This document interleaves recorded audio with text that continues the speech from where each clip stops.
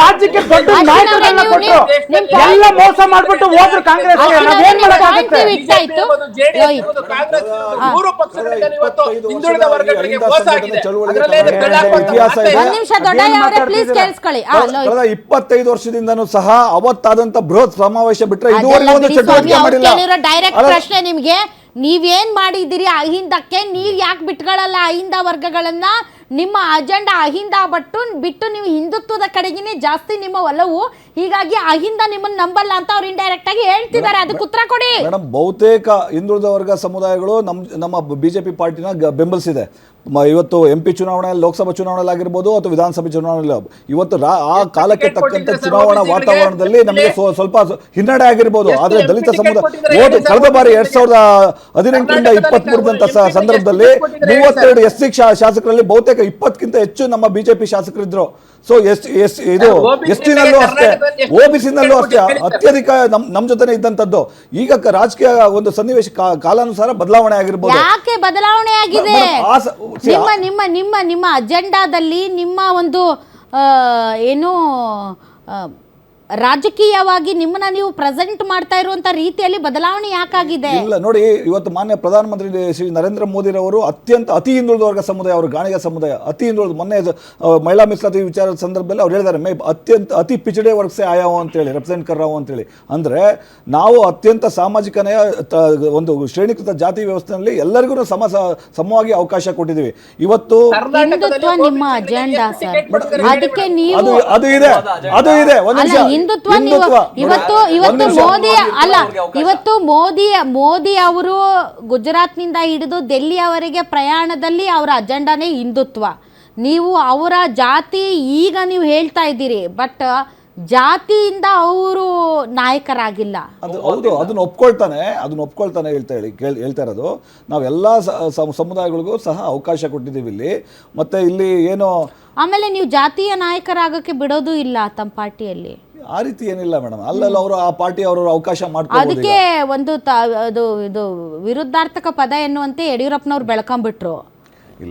Otherwise ಬೇರೆ ಯಾರಾದ್ರೂ ನನ್ನ ಜಾತಿ ಅಂತಂದ್ರೆ ನೀವು ಅವ್ರನ್ನ ಬಗ್ಬಡ್ದ್ ಬಿಡ್ತೀರಿ. ರಾಜಕಾರಣದಲ್ಲಿ ವಿನೇಬಿಲಿಟಿ ಮುಖ್ಯ, ಹೌದು. ಅದನ್ನ ಪರಿಗಣಿಸ್ಕೊಂಡೇನೆ ಆ ಸಮುದಾಯಕ್ಕೆ ಏನೇ ನ್ಯಾಯ ಕೊಡಬೇಕು ಅನ್ನೋದು ಎಲ್ಲಾ ರೀತಿಯಲ್ಲೂ ಸಹ ನಾವು ಸೂಕ್ತವಾಗಿ ಅವಕಾಶ ಕೊಟ್ಟಿದೆ ಪಾರ್ಟಿ. ಯಾರಿಗೂ ಸಹ ಕಡೆಗಣಿಸುವಂತ ಪ್ರಯತ್ನ ಆಗಿಲ್ಲ. ಆ ದೃಷ್ಟಿಯಿಂದಾನೆ ಇವತ್ತು ಒಂದು ಭಾರತ ದೇಶದಲ್ಲಿ ನಿಮ್ದು ಎಂತ ವಿಪರ್ಯಾಸ ಅಂದ್ರೆ, ರಾಜ್ಯ ಕಾಂಗ್ರೆಸ್ನ ಆಡಳಿತ ಅವಧಿಯಲ್ಲಿ ಹಲವಾರು ಜಾತಿ ಸಮುದಾಯಗಳು ಈಗ ಅವರಿಂದ ತುಂಬಾ ದೂರ ಹೋಗ್ತಾ ಇದ್ದಾರೆ. ಕಾಂಗ್ರೆಸ್ನಿಂದ ದೂರ ಹೋಗ್ತಾ ಇದ್ದಾರೆ. ಒಂದು ವ್ಯಾಕ್ಯೂಮ್ ಇದೆ. ಬಟ್ ಈಗಿರುವ ಎರಡೂ ಪಕ್ಷಗಳು ಅದನ್ನ ಕ್ಯಾಚ್ ಮಾಡ್ಕೊಳ್ಳೋದಕ್ಕೆ ವಿಫಲವಾಗ್ತದೆ. Because of your own agenda, ನಿಮ್ಮ ತತ್ವ ಸಿದ್ಧಾಂತಗಳು, ನಿಮ್ಮ ಸ್ಟೈಲ್ ಆಫ್ ಪಾಲಿಟಿಕ್ಸ್ನಲ್ಲಿ ಆ ಸಮುದಾಯಗಳು ನೀವು ಆಪ್ಷನ್ ಅಂತ ಅವರು ಪರಿಗಣನೆ ಮಾಡಲ್ಲ. ಬಿಕಾಸ್ ನಿಮ್ಮ ಆಟಿಟ್ಯೂಡ್ ಹಂಗಿದೆ. ಇಲ್ಲ, ಈಗ ನೋಡಿ, ನಮ್ಮ ವಿಚಾರ, ನಮ್ಮ ಸಿದ್ಧಾಂತ this is the high time ಅಂತ ಅನ್ಸುತ್ತೆ. ಡೆಫಿನೆಟ್ಲಿ ಇವತ್ತು ಎಲ್ಲ ತಳವರ್ಗದಿಂದ ಇವತ್ತು ಬಲಾಢ್ಯ ಸಮುದಾಯಗಳು ಸಹ ನಮ್ಮ ಭಾರತೀಯ ಜನತಾ ಪಾರ್ಟಿಯ ಸಿದ್ಧಾಂತ ಮತ್ತು ವಿಚಾರಧಾರನ್ನ ಅಪ್ಕೊಂಡಿರೋದ್ರಿಂದನೇ ಇನ್ನು ನಾವು ಬಲಿಷ್ಠವಾಗಿ ನಮ್ಮ ಪಕ್ಷ ಮತ್ತು ಸಂಘಟನೆ ಬೆಳೀತಾ ಇದೆ. ಇವತ್ತು ಇಡೀ ಪ್ರಪಂಚದಲ್ಲೇ ಅತಿ ದೊಡ್ಡ ಪಕ್ಷವಾಗಿ ನಾವು ಭಾರತೀಯ ಜನತಾ ಪಾರ್ಟಿ ಬೆಳೆದಿದ್ದೀವಿ. ಇದು ಮುಂದಿನ ಚುನಾವಣೆ ಯಾವುದೇ ಸಂದರ್ಭದಲ್ಲಾಗಿರ್ಬೋದು, ಸ್ಥಳೀಯ ಮಟ್ಟದಿಂದ ಲೋಕಸಭಾ ಚುನಾವಣೆ ತನಕ ಅದು ಪೂರಕವಾಗಿ ನಮಗೆ ಒಳ್ಳೆ ಒಂದು ಇದು ರಿಸಲ್ಟ್ ಸಿಗತ್ತೆ. ಅದನ್ನು ಮುಂದಿನ ಬೇಕಾದ್ರೆ ಕಾಲ್ ನೋಡಿ. ಈಗ ಏನು ಪಂಚರಾಜ್ಯ ಚುನಾವಣೆಯಲ್ಲೂ ಸಹ ನಮ್ಮ ಏನೋ ಒಂದು ಪ್ರೋಗ್ರೆಸ್ ಸಹ ತಾವು ಗಮನಿಸ್ತೀರಾ. ನಾನು ಆಗ್ಲೇ ಹೇಳಿದಾಗೆ ಯಾರಪ್ಪನ ಮನೆ ಸೊತ್ತು ಅಲ್ಲ ಸರ್. ಬಟ್ ನೀವು ಧರ್ಮ ರಾಜಕೀಯದ ಒಳಗಡೆ ಇಂತಹ ವಿಚಾರಗಳನ್ನ ಮರ್ತೇ ಹೋಗ್ಬಿಡ್ತೀರಿ. ಇಲ್ಲ, ಧರ್ಮ ರಾಜಕೀಯ ಅಂತಂದ್ರೆ ಮೇಡಮ್, ನಾವು ನೋಡಿ, ಹಿಂದುತ್ವ ನಮ್ಮ ಪಕ್ಷದ ಒಂದು ಅವಿಭಾಜ್ಯ ಅಂಗ. ಹಿಂದೂ ಮುಸಲ್ಮಾನ ಅನ್ನುವಂತಹ ಒಂದು ಮಸೂರದ ಒಳಗಡೆ ಇವೆಲ್ಲ ನಗಣ್ಯ ಆಗ್ಬಿಡ್ತಾವೆ ನಿಮ್ಗೆ. ಇಲ್ಲ, ಅದೇನಿಲ್ಲ ನೋಡಿ. ಹಿಂದುತ್ವ ಈ ಎಲ್ಲ ಬಹುತೇಕ ಏನು ಶೂದ್ರ ಸಮುದಾಯಗಳು, ಹಿಂದುಳಿದ ವರ್ಗ ಸಮುದಾಯಗಳಲ್ಲಿ ಬರ್ತಾವ, ಅವೆಲ್ಲವೂ ಸಹ ಹಿಂದುತ್ವ ಸಮುದಾಯಗಳೇನೆ ಬಹುತೇಕ ಅತಿ ಹೆಚ್ಚಿರೋಂಥದ್ದು. ಹೌದು, ಹಿಂದುತ್ವ ಅಂತಂದ್ರೆ ಅದೊಂದು ಸಿದ್ಧಾಂತ ಮೇಡಮ್, ಅದೊಂದು ವಿಚಾರಧಾರೆ. ಏನ್ ಸರ್ ಅದು ಹಿಂದುತ್ವ? ನಾವು ಜೀವನ ಶೈಲಿ ಅದು. ಜೀವನ ಶೈಲಿ ಅದು. ಬಟ್ ಅದರಲ್ಲಿ ಅಲ್ಪಸಂಖ್ಯಾತರು ಯಾಕೆ ಎಕ್ಸ್ಕ್ಲೂಡ್ ಆಗ್ತಾರೆ? ಅಲ್ಪಸಂಖ್ಯಾತ- ಅದು ಜೀವನ ಶೈಲಿ ಅನ್ನೋದಾದ್ರೆ ಅಲ್ಪಸಂಖ್ಯಾತರು ಅದರಿಂದ ಎಕ್ಸ್ಕ್ಲೂಡೆಡ್ ಯಾಕೆ? ನೋಡಿ ಮೇಡಮ್, ನಾವು ಅಲ್ಪಸಂಖ್ಯಾತರನ್ನ ಯಾವುದೇ ಕಾರಣಕ್ಕೂ ನಿರ್ಲಕ್ಷ್ಯ ಮಾಡಿಲ್ಲ. ಆ ಅಲ್ಲ, ಸಮುದಾಯಕ್ಕೆ ಹಿಂದುತ್ವ ಅನ್ನೋದು ಆ ಸಮುದಾಯಕ್ಕೆ ಕಾಂಗ್ರೆಸ್ ಇಷ್ಟು ವರ್ಷನೂ ಸಹ ಮಂಕುಬೂದಿ ಹರಿಸಿ ಒಂದು ಅವ್ರೆಲ್ಲ ಒಂದು ವೋಟ್ ಬ್ಯಾಂಕ್ ಆಗಿ ಇಟ್ಕೊಂಡಿತ್ತು. ಈಗ ಅವರಿಗೂ ಅರ್ಥ ಆಗಿದೆ, ಈ ಕಾಂಗ್ರೆಸ್ ಇಂದ ನಮ್ಗೆ ಯಾವುದೇ ರೀತಿ ನ್ಯಾಯ ಸಿಗಲ್ಲ ಅಂತೇಳಿ ಅವರು ಸಹ ಪರಿವರ್ತನೆ ಆಗ್ತಿದ್ದಾರೆ, ಅವರು ಮನವರಿಕೆ ಆಗ್ತದೆ. ಅವ್ರು ಇವತ್ತಲ್ಲ ನಾಳೆ ಗೊತ್ತಿರೋ ದೆವ್ವನೇ ಬೆಟರ್ ಅಂತ ಅವ್ರಿಗೆ ಇಲ್ಲ ಅತಿ ಶೀಘ್ರದಲ್ಲಿ ಅತಿ ಹೆಚ್ಚಿನ ನಮ್ಮ ಭಾರತೀಯ ಜನತಾ ನಟರಾಜ್ ಗೌಡ್ರೆ, ಪಾರ್ಟಿ ನಿಮ್ಗಿರುವಂತ ಪ್ರಶ್ನೆ, ಇವತ್ತು ಏನು ರಾಷ್ಟ್ರೀಯ ಅಹಿಂದ ಸಂಘಟನೆ ಪ್ರೆಸ್ ಮೀಟ್ ಮಾಡಿ ಸುರ್ಜೇವಾಲಾ ಯಾಕೆ ಬರ್ತಾರೆ, ಸೂಟ್ ಕೇಸ್ ತಗೊಂಡೋಗಕ್ ಬರ್ತಾರ ಅಂತ ಕೇಳಿದ್ರು. ಹೌದಾ sir?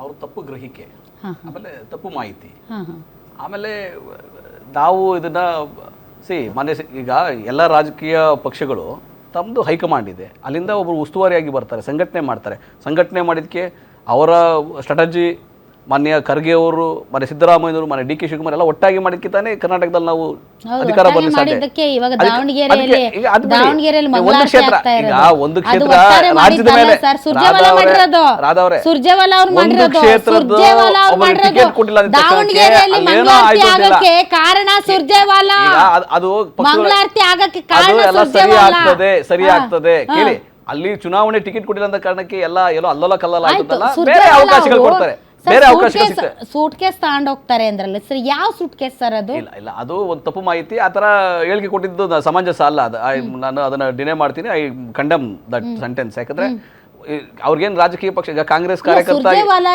Is in favour of D K Shivakumar ಆ ಥರ ಏನಿಲ್ಲ. ಅದಕ್ಕೋಸ್ಕರ ಸಂಘಟನೆ ಈಗ ಸುರ್ಜೇವಾಲಾ ನೋಡಿ, ಅವ್ರನ್ನ ಟಾರ್ಗೆಟ್ ಮಾಡಿದ್ದಾರೆ ಈಗ ಅಂತ ಹೇಳ್ಬೋದಾ ಸರ್? ಇಲ್ಲ, ಆ ಥರ ಏನಿಲ್ಲ. ಈಗ ಸುರ್ಜೇವಾಲಾ ಅವರು D K favour, Siddaramaiah favour ಏನಿಲ್ಲ. ಕರ್ನಾಟಕ ಕಾಂಗ್ರೆಸ್ಗೆ ಉಸ್ತುವಾರಿ ಅವರು, ಸಂಘಟನೆಗೆ ಏನ್ ಬೇಕೋ ಅದು ಮಾಡೇ ಮಾಡ್ತಾರೆ.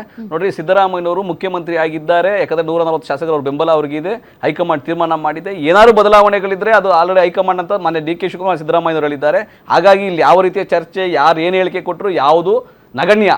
ಏನಿದ್ರು ರಾಹುಲ್ ಗಾಂಧಿ ಅವರು, ಖರ್ಗೆ ಅವರು ಮಾತ್ರ ಹೇಳ್ಬೇಕು. ಅದು ಬಿಟ್ಟರೆ ಮಿಕ್ಕಿದ್ದು ಯಾವ ಶಾಸಕರು, ಯಾವ ಸಂಘಟನೆಯವರು ಯಾರೇನು ಹೇಳಿದ್ರು ಕೂಡ ಅದು ಸಮಂಜಸ ಅಲ್ಲ, ಮತ್ತೆ ಅದು ಯಾವ ಇಂಪ್ಯಾಕ್ಟ್ ಅನ್ನು ಮಾಡೋದಿಲ್ಲ. ಸೊ ಹಂಗಾಗಿ ಸಿದ್ದರಾಮಯ್ಯನವರೇ, ನೀವು ಈ ದಾಳಗಳನ್ನೆಲ್ಲ ಉದುರ್ಸಕ್ ಹೋಗ್ಬೇಡಿ. ಇಲ್ಲ, ಸಿದ್ದರಾಮಯ್ಯವ್ರು ಏನ್ ಮಾಡ್ತಾ ಇಲ್ಲ. ಅದಕ್ಕೆ ಸುಮ್ಮನೆ ನೀವು ಸಿದ್ದರಾಮಯ್ಯವ್ರಿಗೆ ಯಾಕೆ ಟ್ಯಾಗ್ ಮಾಡ್ತೀರಿ? ಯಾಕಂದ್ರೆ ಅಹಿಂದ ಅಂದ್ರೆ ಸಿದ್ದರಾಮಯ್ಯನವರಲ್ಲ. ಅಹಿಂದ ಅಂದ್ರೆ ಸಿದ್ದರಾಮಯ್ಯನವರು. ಈಗ ಒಳ್ಳೆ ನಾಯಕತ್ವ ಬಂದ್ರೆ ಮುಂದಕ್ಕೆ ಎಲ್ಲರಿಗೂ ಸಹಾಯ ಈಗ ಅಹಿಂದ ಸತೀಶ್ ಜಾರಕಿಹೊಳಿ ಅವರ ಶಿಫ್ಟ್ ಆಗಿದ್ಯಾ? ಕೇಳಿ, ಅಹಿಂದ ನೋಡಿ ಇಲ್ಲಿವರೆಗೂ ಈಗ ಒಂದು ನಾಯಕತ್ವ ತಗೊಂಡಿದ್ದವ್ರು, ಚಳುವಳಿಗೆ ನಾಯಕತ್ವ ತಗೊಂಡಿದ್ರು.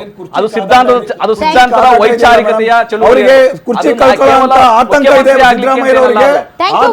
ಅಹಿಂದ ಸಮುದಾಯಗಳ ಒಂದು ಸಂಘಟನೆ ಉಪಯೋಗಿಸ್ಕೊಳ್ತಾರೆ. Thank you very much. ತಾವೆಲ್ಲರೂ ಇಷ್ಟೊತ್ತು ಕಾರ್ಯಕ್ರಮದಲ್ಲಿ ಭಾಗವಹಿಸಿದ್ರಿ. ದೊಡ್ಡಯ್ಯ ಅವರೇ, ತಮಗೂ ಕೂಡ ಧನ್ಯವಾದಗಳು. ಒಟ್ಟಾರೆ ಅಹಿಂದ ಸಂಘಟನೆಯ ಮೂಲಕ ಒಬ್ಬ ನಾಯಕ ಮುಖ್ಯಮಂತ್ರಿ ಆದರು, ಇನ್ನೊಬ್ಬ ನಾಯಕ ಅದೇ ಅಹಿಂದ ಸಂಘಟನೆಯ ಮೂಲಕ ಮುಖ್ಯಮಂತ್ರಿ ಆಗೋದಕ್ಕೆ ವೇದಿಕೆಯನ್ನು ಸಜ್ಜು ಮಾಡಿಕೊಳ್ತಾ ಇದ್ದಾರೆ. ಆದರೆ ಇದು ಎಷ್ಟರ ಮಟ್ಟಿಗೆ ಕಾಂಗ್ರೆಸ್ನಲ್ಲಿ ಫಲಪ್ರದ ಆಗುತ್ತೆ ಅನ್ನೋದೇ ದೊಡ್ಡ ವಿಚಾರ. ಯಾಕೆ ಅಂದರೆ ಒಬ್ಬರ ಮೇಲೆ ಇರ್ತಾ ಇದ್ದಾರೆ ಅಂದರೆ ಹಿಂದ್ಗಡೆಯಿಂದ 1000 ಜನ ಹಿಡಿದು ಎಳೆದು ಪಾತಾಳಕ್ಕೆ ಹಾಕ್ಬಿಡ್ತಾರೆ.